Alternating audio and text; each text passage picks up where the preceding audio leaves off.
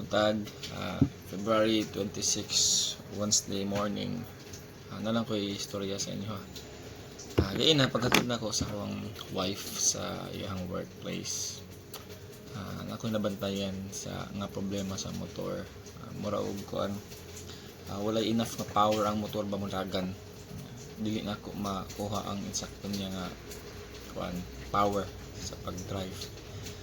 Nga mayo kay abot rami nakabalik, and then naka-remember ko nga dili lang dayon nimo ang first time nga nahitabo ni. Nakabantay ko nga na murag days ago, nakabantay na ko ani niya, and wala lang ako pa na paayo or unsa na pa repair.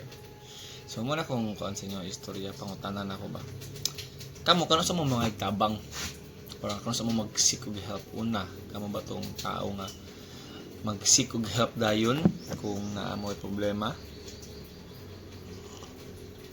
Kaduha, kamo ba tong tao nga mag-seek og help or mga igtabang after ninyo na ay himuon nga dili effective ka na amoy gitry nga intervention nga dili effective?